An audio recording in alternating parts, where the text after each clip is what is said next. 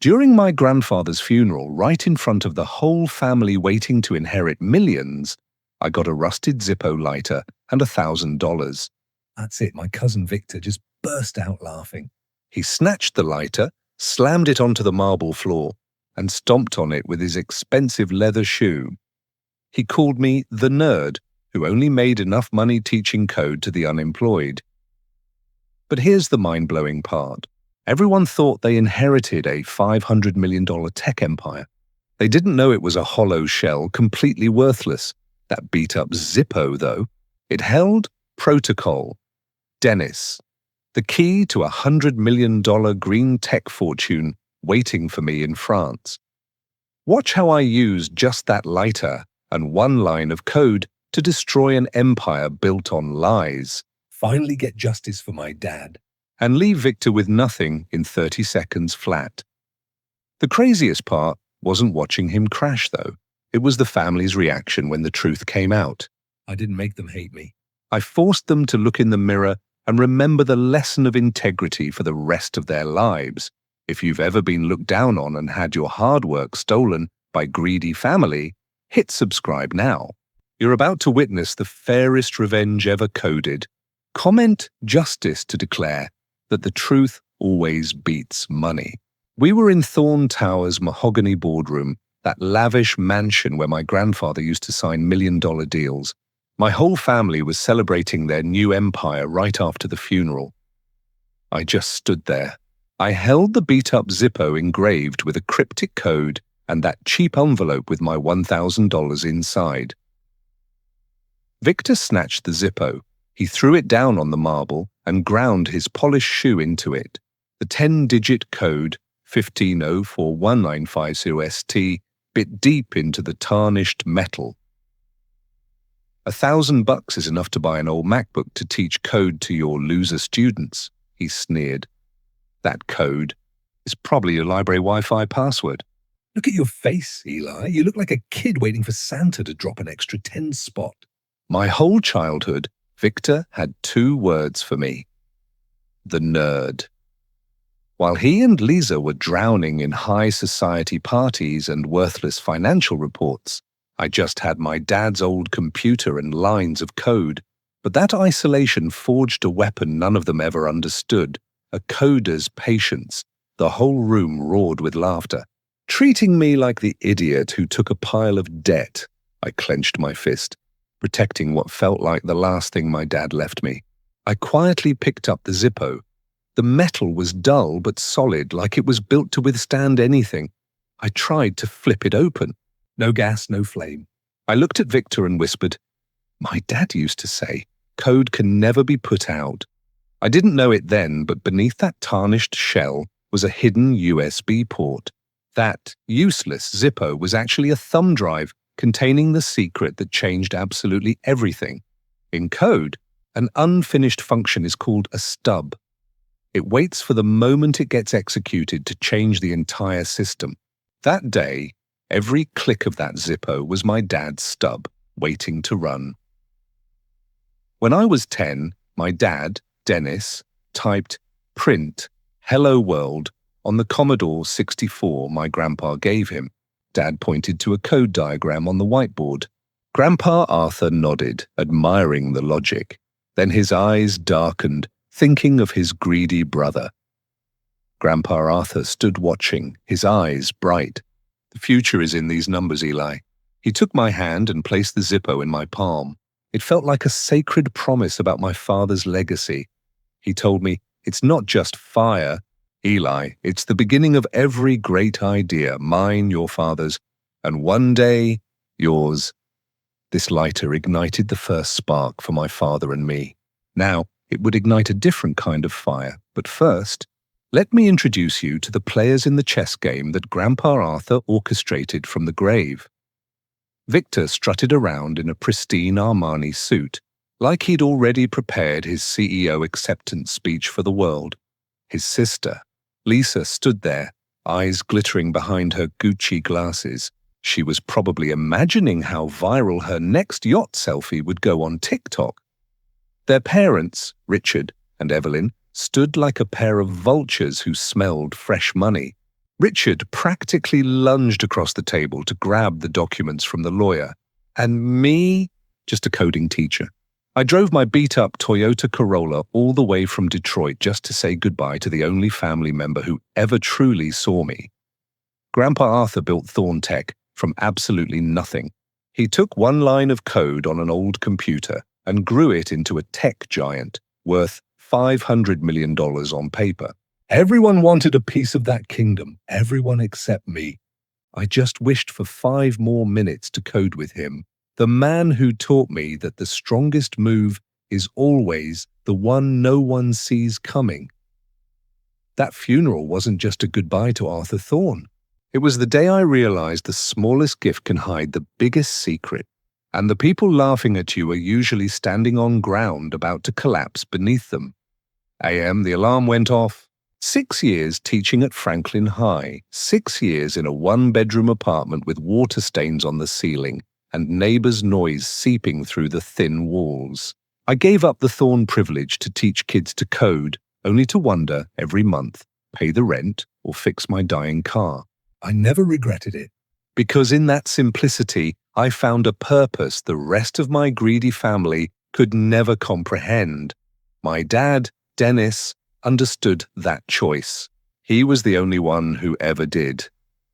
Dad died when I was 15, a sudden heart attack right at his desk while checking contracts for Richard, my grandpa's brother. My dad was always the reliable one, the workhorse who never complained when Richard took credit for his work. The last thing Dad told me was, "Eli, don't let them turn you into something you're not." Grandpa did that to me. Look where I am now. 3 hours later, he was gone. My mother, Anna, carried us from then on. She worked overtime as a nurse at a Detroit hospital just to keep us afloat. She never said anything bitter, but the look in her eyes as she watched Richard at Dad's funeral said it all. A deep, wordless rage. She once mentioned offhand that Grandpa often talked about a French woman he never forgot. Grandpa Arthur was an enigma wrapped in a 3-piece suit. He started Thorne Tech with a single line of handwritten code, using money he saved after a war. By the time I was born, he owned a software empire, offices in 10 cities, and enough money to buy most people's dreams. But Grandpa didn't believe in handouts. He believed in earning it. Every birthday card came with $20 and a note. Make it worth more. Every Christmas gift was a coding book or a blockchain course voucher. Only Sunday mornings were different. He'd come to my apartment, open his laptop, and say, "Show me what you can code." He'd debug me for 15 painful minutes, but he'd always come back the next week, and the week after that. Those coding sessions were the only true connection we had. "You code just like your father," he'd say, with every line. "Not ruthless enough to beat the system. Does it have to be about winning at all costs, Grandpa?" I'd ask. He smiled, a rare, genuine smile. "Maybe that's why you're the only one I still find interesting, Eli, Victor and Lisa." They never understood those coding sessions. Victor was busy shadowing Grandpa at the company, learning about profit margins and tax loopholes. He had an MBA from MIT, and he never let anyone forget it.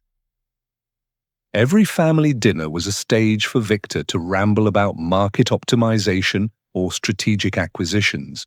He talked like a living PowerPoint slide, turning everything into a presentation. Lisa was different. She turned herself into a brand, showing off her lavish life on Instagram.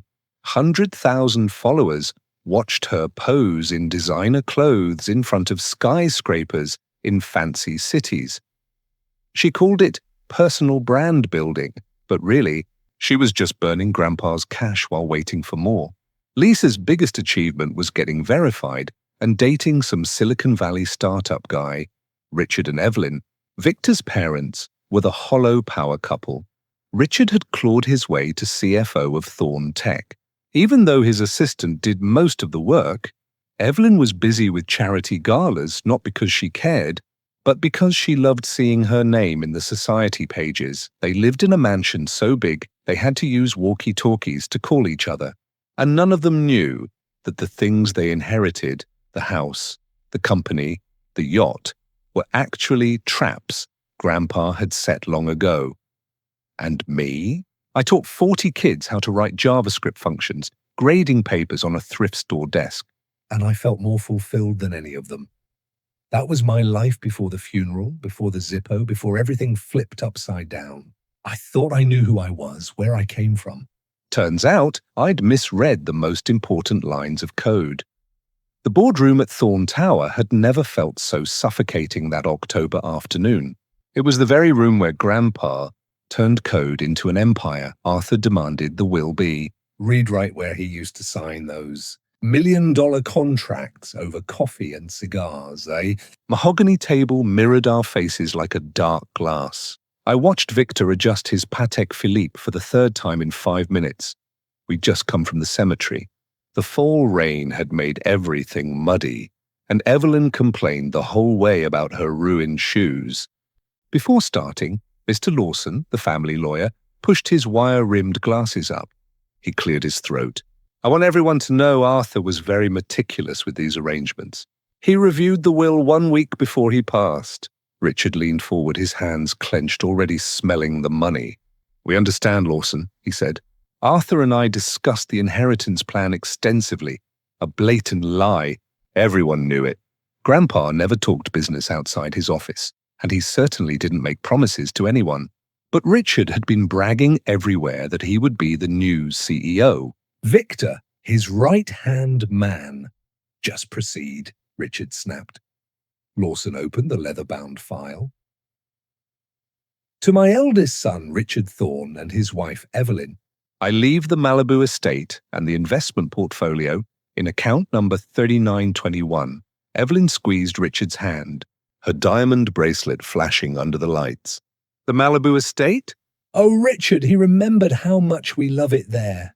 Lawson continued, to my grandson Victor Thorne, I leave Thorne Tech and all operating assets valued at $500 million on paper, conditional on maintaining the workforce for at least 1 year. Victor jumped up, his chair scraping loudly on the floor. I knew it, Grandpa. I won't let you down! He was already reaching for his phone, probably to update his CEO status right then. To my granddaughter, Lisa Thorne, I leave the San Francisco penthouse and the Horizon yacht. Currently docked in Miami, Lisa shrieked, the sound echoing like breaking glass. The penthouse. Oh my God, do you know how much that's worth? And a yacht? The internet is going to lose its mind. Lawson turned to me, a hint of pity in his eyes, and to my grandson, Elias Vance. He pulled out a single, tarnished Zippo lighter engraved with the mysterious code and an envelope containing $1,000. My name was handwritten on it. In Grandpa's shaky script, I rotated the Zippo, feeling its unusual weight, like it held a piece of forgotten tech. Elias is the final beneficiary of this will, as per Mr. Arthur's explicit wish, Lawson said, his voice solemn. Looking straight at me, the room went silent for 2 seconds, and Victor just exploded with laughter. You serious right now? Victor shrieked, his voice cracking like a joke gone bad. That's it? A used lighter? I held the Zippo. My hand was steady, even though my heart was hammering. It was old, heavy, the cryptic code glinting under the lights. The envelope held the promised $1,000 cash. Let me guess, Victor yanked the Zippo away before I could stop him. A cheap gasless Zippo. He laughed, throwing it onto the marble floor, stomping on it with his leather shoe. $1,000 is enough to buy you an old MacBook to teach code to losers. That code? Probably your library's Wi-Fi password. Look at your face, Eli. You look like a kid waiting for a $10 handout from Santa. Lisa pulled out her phone to record it, giggling.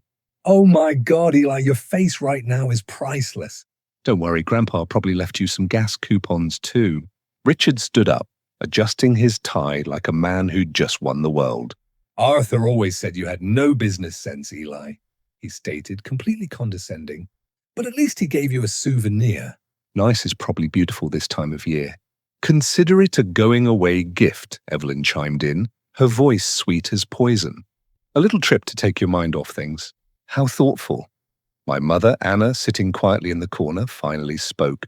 Is that everything, Mr. Lawson? That is the entire distribution of assets, Lawson replied, closing the file.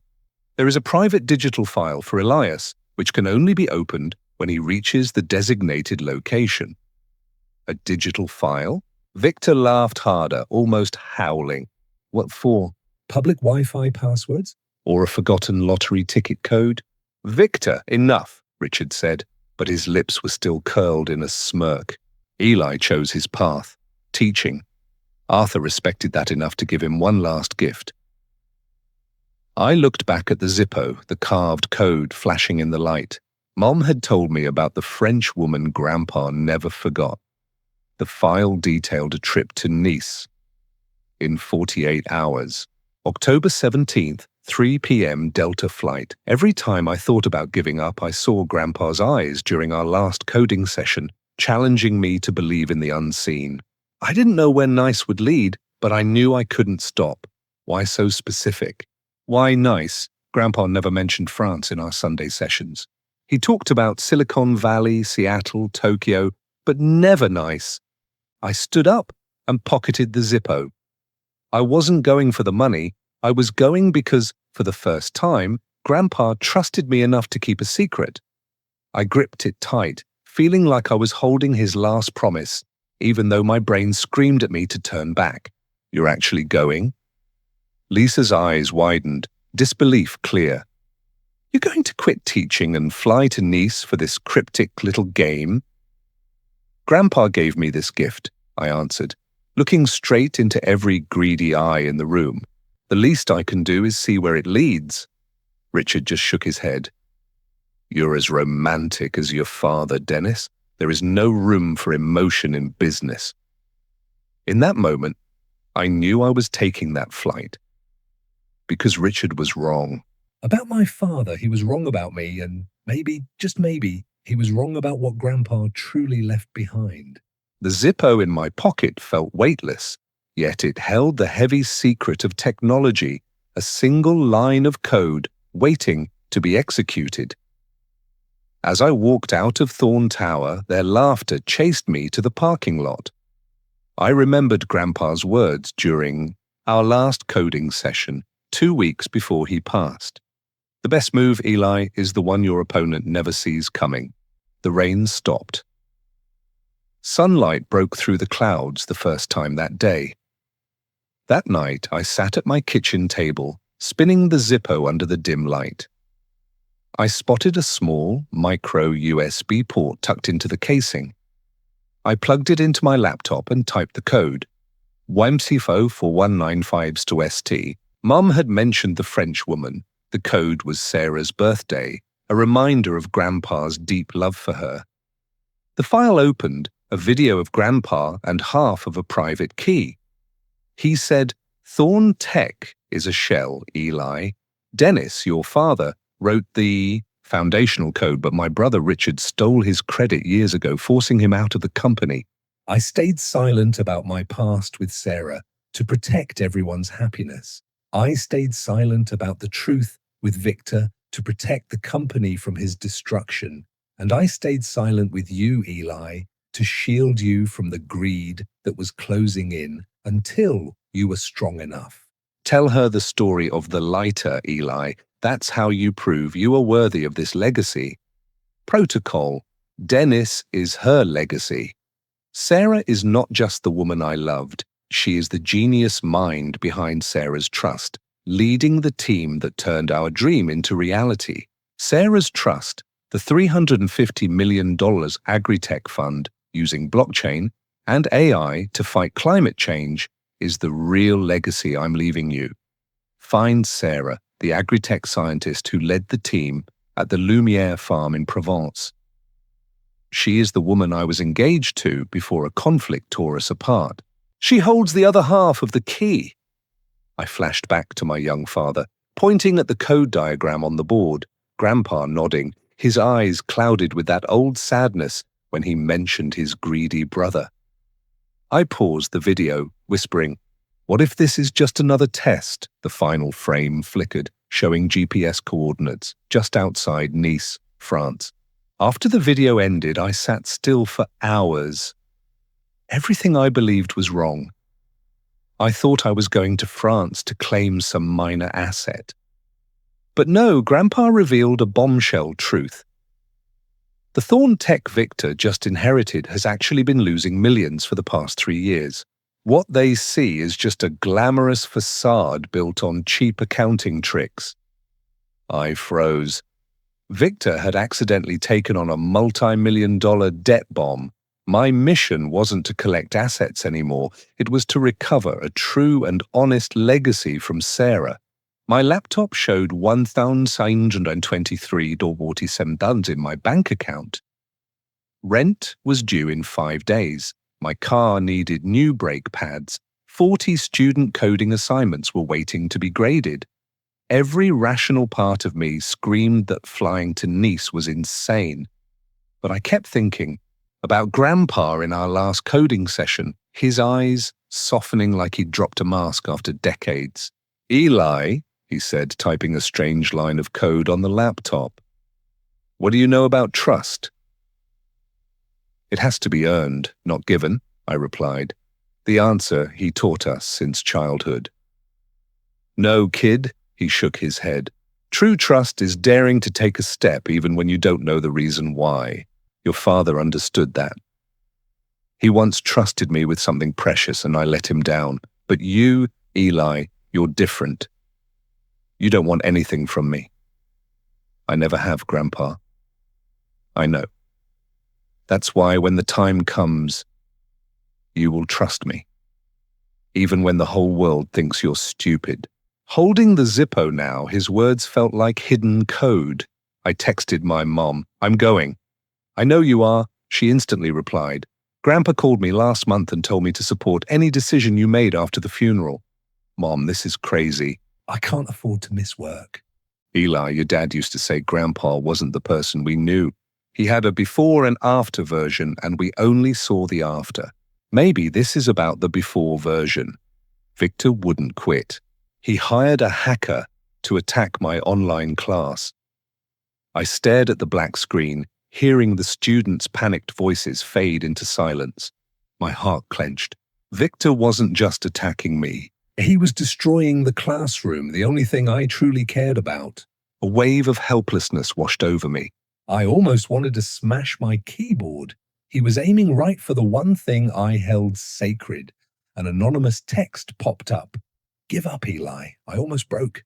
But then, my grandpa's voice echoed in my head. In code, never quit in the middle of a loop. I faked an upload, pretending to push a file named Thorne Tech Secret Rare to GitHub. The bait worked. The hacker's IP address popped up. I immediately fired off a warning email. "IP address recorded. The FBI will contact you within 24 hours. My screen restored. The hacker was gone. The small battle was over, but the real war had just started. I had my first lead. In code, trust is the variable you can't see, but it runs the whole program. The next morning, I went to Franklin High and asked for 3 days off. Mrs. Carter, the principal, wasn't thrilled about the sudden request, but I hadn't taken a sick day in 6 years, so she reluctantly agreed. 3 days to fly to Nice and figure out Grandpa's game. "Are you okay, Mr. Vance?" Mia, my best student, asked after class. "You look weird. Just thinking about code." "Mia, sometimes the most important line of code looks like nothing when it runs." I packed light, a carry-on bag, 2 changes of clothes and my dad's old notebook, which I'd carried since the funeral. I used the $1,000 from the envelope to buy the ticket to Nice. The Uber to Detroit Airport cost $35 I didn't have. But I was all in on this crazy game. At the boarding gate, I looked at the Zippo again. The etched code shimmered under the airport lights, whispering secrets about Sarah, a promise I didn't fully grasp. The announcement called my boarding group. I lined up behind a couple arguing over their seat assignments. Normal people, normal problems. None of them wondered why a dead grandfather was sending them across the Atlantic. I was in seat 31B. Crammed between 2 people. The guy on the left snored like a chainsaw. The woman on the right claimed both armrests and watched a movie on her tablet without headphones. As the plane took off and Detroit shrank beneath the wing, I thought about Victor, probably sitting in Grandpa's old chair, feeling like a king. Lisa was likely posting stories from her yacht, heavily filtered. Richard and Evelyn were probably meeting with financial advisors, counting their new money, and me, stuck in economy, flying toward a mystery with barely enough cash to last. But this felt right. For the first time since Grandpa died, I felt like I was exactly where I was supposed to be. The flight attendant came with drinks. "What would you like?" "Just water, thanks." She gave me the bottle, and as I opened the cap, I remembered another coding session. Grandpa once deleted a perfectly good block of code just to win a chess game. I was shocked. "Why throw away the best option? Power isn't in what you keep, Eli," he explained. "It's what you're willing to sacrifice for something better." Most people can't see past the loss. That's why they never truly win. The plane banked east, plunging into the night toward Nice and whatever Grandpa hid there. My family thought they had won everything that mattered. But as I leaned back in my seat, clutching Dad's notebook, I felt like Grandpa's real game of chess had just begun, and I was the only piece he left on the board. The captain announced our altitude. I closed my eyes, Dad's notebook pressed against my chest, trusting the plan of a man who was already gone. Even though I couldn't see the board, the plane touched down at Nice-Côte d'Azur Airport, exactly 3:15 p.m. local time. My legs were sore, my back ached after 8 sleepless hours. Crisp French voices crackled over the intercom as the plane taxied to the gate. Sarah looked at the Zippo in my hand and demanded, "Tell me about its fire." I told Sarah about the Sunday morning Grandpa gave me the Zippo, saying it had sparked the first idea for him and my father, and promising it would spark a fire for my future. My voice trembled as I repeated his words. "It's not just fire, Eli. It's the beginning of every great dream." She nodded, her eyes brightening, and pulled out a handwritten passphrase. I combined her passphrase with the half of the private key, creating the complete access key to open Sarah's trust. Sarah smiled and said, "Silence doesn't mean absence. In science, silence means precision." Suddenly I realized I was in Nice, no hotel, no plan, no idea what the next step was. Customs was a mess of stamps and questions. "Purpose of trip?" the officer asked, in French-accented English. "I honestly don't know," I replied. Too tired to lie. He gave me a strange look, but stamped my passport anyway. "Welcome to France." I drifted with the crowd toward baggage claim, even though I only had my carry-on. The arrivals hall was chaos, families reuniting, drivers holding signs, lost tourists. I was heading for the exit when I saw a man standing in the crowd, holding a sign with my name, Elias Vance. The BMW flew through Provence. The sunlight was golden, and the vineyards shimmered with AI sensors, a clear sign of the Agri-Tech Lumiere Fund. "Mr. Arthur arranged this last month," the man, Marco, said. "You were about to meet the most important person." A professionally printed sign read, "Elias Vance," held by a man in an expensive black suit. My heart stopped. I stepped forward cautiously. "I'm Elias Vance." The driver's face lit up with relief, like a burden had been lifted. "Mr. Vance, finally. Quickly, we must go now." His English had a thick French accent, but it was clear. "Who sent you?" "Your grandfather, Arthur. He arranged this months ago." "I'm Marco. Come on, it's a long drive." He took my bag before I could object, leading me to a gleaming black BMW easily worth double my annual salary. The Provence air in October was warm, nothing like the cutting chill of Detroit. Marco opened the back door. I slid into the soft leather seat. "Where are we going?" I asked as we pulled away. "Lumiere Farm, about an hour north, outside Nice." "I don't understand." "Grandpa never mentioned a farm in France." Marco looked at me through the rearview mirror. "Mr. Arthur has owned that property for 45 years. Every September he came for a week. Always alone. 45 years. That goes back to the 1980s before I was born. This was absurd. Nothing was making sense. We left Nice, speeding through rolling hills covered in vineyards and olive groves. The scenery was breathtaking: golden sun, vineyards sparkling with AI sensors, signs of the Agritech Lumiere Fund. Marco drove aggressively, taking turns at a speed that made me grip the door handle. "How do you know my grandfather?" I asked. "My father used to be his driver." When he passed, I took over. 20 years I drove Mr. Arthur every September. 20 years my grandpa came to France and no one knew. What else was he hiding? The road narrowed, winding through a tiny village where old men sat outside cafes watching us pass. Then Marco turned onto a private road, lined with cypress trees. At the end, an electronic gate opened automatically, revealing a stunning estate. It was a 3-story white stone villa with balconies overlooking blockchain-integrated vineyards. The stone house glowed in the Provence sun, the flower beds looking like a Renaissance painting. Marco stopped the car in front of a massive, centuries-old wooden door. Before I could process it, the door opened. An elderly woman stepped out, her elegance needing no wealth, just natural grace. Her silver hair was neatly pinned up. Her steel-grey eyes were exactly like Grandpa's. She walked toward me, her eyes welling up, and before Marco spoke, I knew the phrase that was about to turn everything upside down. "Elias," Marco said softly. "Meet Sarah, your grandfather's former fiancée." The world spun. I grabbed the car door to steady myself. "Fiancée?" "But I thought—" "Grandpa said she died in a conflict." Sarah took my hand, her grip surprisingly strong. "A conflict tore us apart, Elias. Arthur received news that I had died, so he married Margaret back in the States." When I learned he was alive, I chose silence, not wanting to ruin his family's happiness. Her voice was melodic, her English proper, yet formal. She looked at me like she was memorizing every detail. "You have Arthur's eyes," she whispered, "but your father, Dennis's gentle soul. Come inside."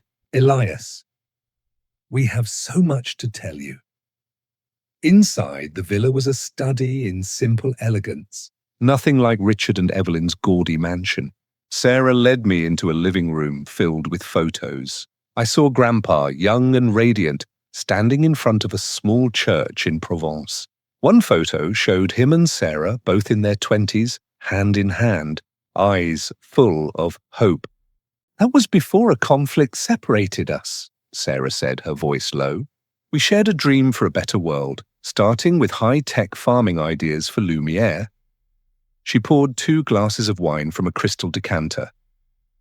"This is from our vineyard." Lumiere means legacy. The wine was rich, complex. "I don't understand." "Grandpa had a whole other life here." "Not exactly, Elias. After a conflict, I dedicated my life to agritech research. Arthur supported me remotely, sending money and ideas. We built the Lumiere Agritech Trust, and I later led the team developing its blockchain and AI technology. I never married, never had a family. Just Lumiere. Arthur's and my shared dream. He never told me about you. He wanted to protect both worlds. I respected that, working with him only from a distance, never interfering with your family in America. My hands were shaking. He lived a lie his whole life. No, Elias, he lived 2 truths. He loved them both in different ways. Lumiere Farm thrived integrating green technology. He sent money, visited every year, but couldn't choose until now. She walked to an antique wooden table and took out a thick folder. The Lumiere Agritech Trust, $350 million in assets. It's all yours. Arthur and I agreed. This legacy belongs only to you, no one else. The folder was packed with papers, contracts, ownership deeds, bank accounts, proving Grandpa built a technological agricultural empire across the ocean. But what truly shocked me was the video she opened on an old laptop, filmed a month before he died. Grandpa's face appeared on the screen, looking peaceful for the first time. Eli, if you're watching this, you trusted me enough to fly here. Good job. The code WEMFT041950ST is Sarah's birthday, Elias. I carved it on the Zippo as a promise of my love and faith in her. You were always the only one who understood there was something more valuable than money. Dennis, your father, wrote the foundational code, but my brother Richard stole his credit years ago. Victor and Lisa got what they always wanted, the appearance of success. But appearances are deceiving. Thorne Tech has been losing money for 3 years. I hid it in the books, but Victor is about to inherit a disaster. The penthouse has 3 mortgages. The yacht is leased. The Malibu estate, the bank owns 70% of it. I gave them exactly what they bragged about, hollow, shiny gifts. He leaned closer to the camera. But you, Eli, you came to code with me every Sunday, asking for nothing. You chose teaching for purpose, not profit. So I'm giving you what you didn't ask for, the truth, a family, and the real fortune. The Lumiere Agritech Fund provides green technology to millions of farmers. Lumiere helps millions of farmers predict droughts, cutting water waste by 40%. The farm belongs to Sarah, who made our dream real. She leads the team here with researchers like Luca, Sophia, and Matteo, who will help you continue this legacy. This is your real inheritance. Sustainable technology, land that creates value, a dream lived for truth, not deception. He paused, a familiar glint in his eye. So, Eli, the next move is yours. But I recommend this. Victor will call in about a month, begging for help. Be kinder than he ever was to you. That is what makes you different. Checkmate, kid. The screen went dark. Sarah squeezed my shoulder gently.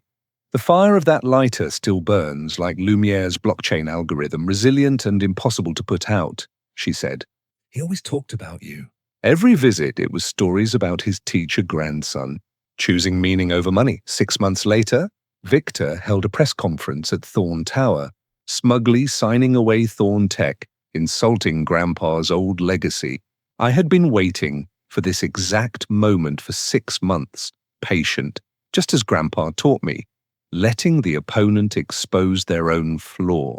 Victor, in his bottomless greed, was about to sign the contract to sell Thorne Tech and activate my final move. 30 seconds before Victor signed the sales contract, his phone vibrated. An anonymous message displayed the code 1504195EST. He frowned, mumbling, "What fresh hell is this?" I sat in a coffee shop across the street, looking through the window. My laptop was open, my hands slightly shaking. The flame burst, illuminating my face in the darkness. My heart pounded. 30 seconds. I flipped the Zippo. The flame ignited for the very first time. I entered the code 150419550ST into the system, activating protocol, Dennis.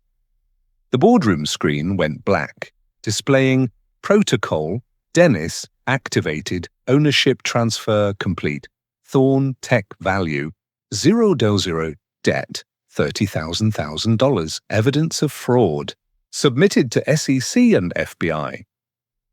The Lumiere Agritech logo gently appeared. Victor collapsed at the podium, his face drained of color. Victor whispered, "I was wrong, Grandpa," his hand trembling as he touched Dennis's photo. In code, an unfinished function is called a stub. That day, the Zippo's fire executed my father's final stub. That night, Victor knocked on my door in Detroit.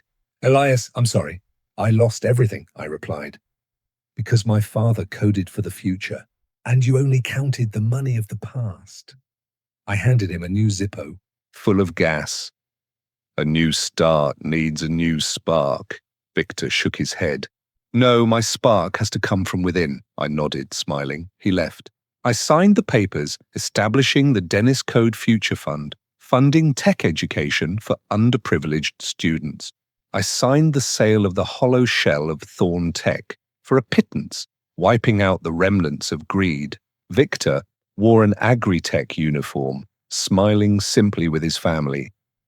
I dumped the lighter fluid onto the floor, closing that past chapter. All that was left was the code 1504195ST. I stood with Sarah among the green fields of Lumiere. The vineyard sparkled with AI sensors. Sarah taught me that Grandpa and her legacy wasn't just money. It was a dream for a better world which she turned into reality through green technology. I stayed in France for 3 weeks, learning everything. Sarah told me about Grandpa's younger days when they planned Lumiere together, dreaming of sustainable farming. Luca taught me how to operate the blockchain. Sophia optimized the AI sensors. Matteo analyzed the climate data. Luca, Sophia, and Matteo, the researchers working under Sarah's lead, taught me that legacy is how we continue the dreams of those who came before. Luca heartbreakingly resembled my father. He managed Lumiere with a quiet composure, never bitter about the struggles. Sophia and Matteo, Sarah's young associates, welcomed me like one of their own, sharing a passion for green tech. Sarah dedicated her life to Lumiere, Sophia told me, one evening as we walked through the vineyards. She said Arthur was the only person who understood her dream, and you are the one she trusts to carry it forward. Victor's call came exactly 23 days later.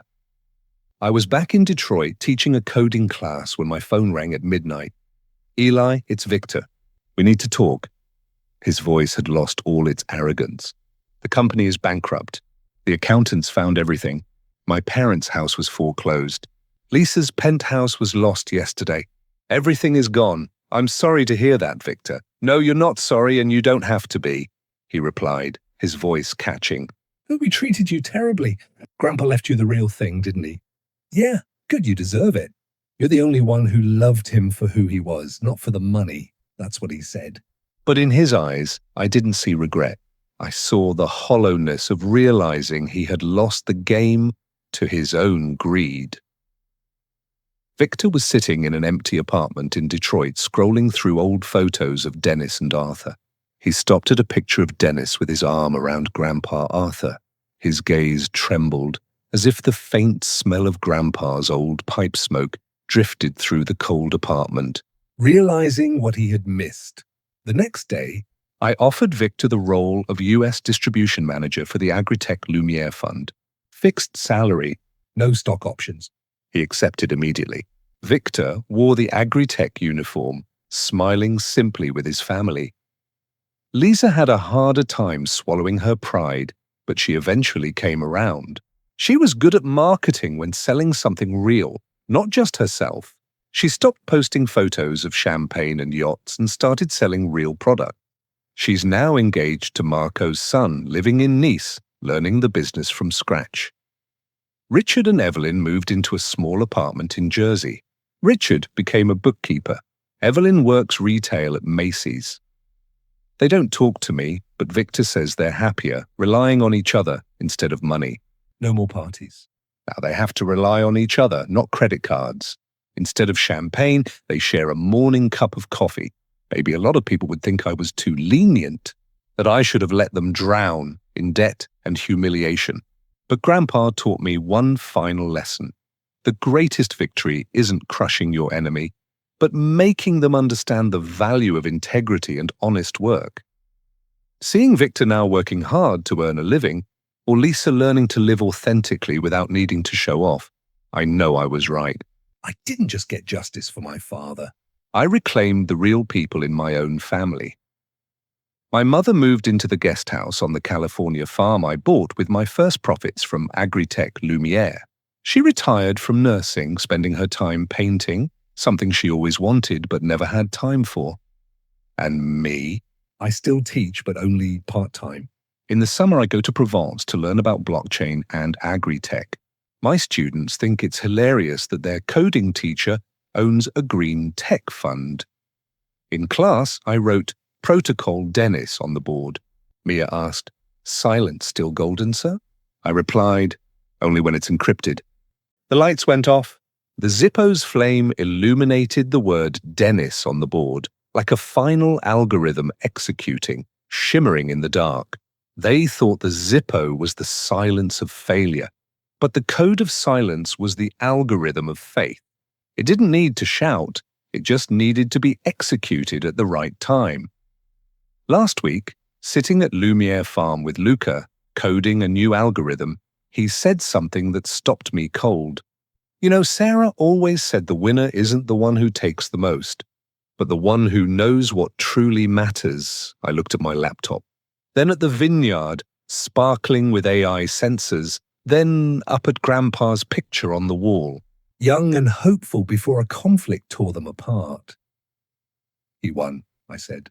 It just took 60 years for the game to end. Luca, the young researcher at Lumiere, smiled.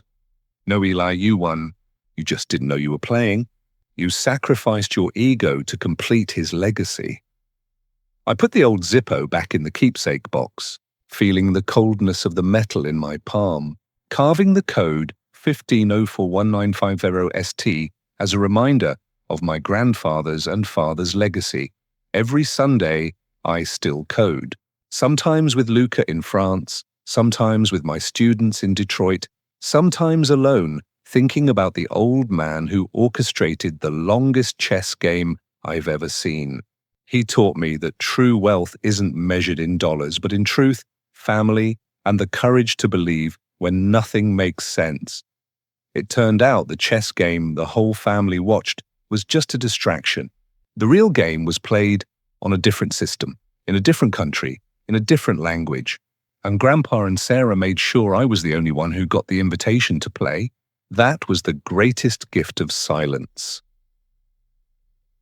Grandpa Arthur's chess game ended, not with cash, but with the truth about family, and justice was served with the very lines of code they scorned. If you've ever been underestimated, exploited by greed, or longed for justice money can't buy, subscribe now and join us in honoring those who dare to choose integrity over money. The next story will uncover a secret that will make you believe that as long as you keep your own fire burning, you will never be put out. Do you think Victor truly changed, or was this just his final move?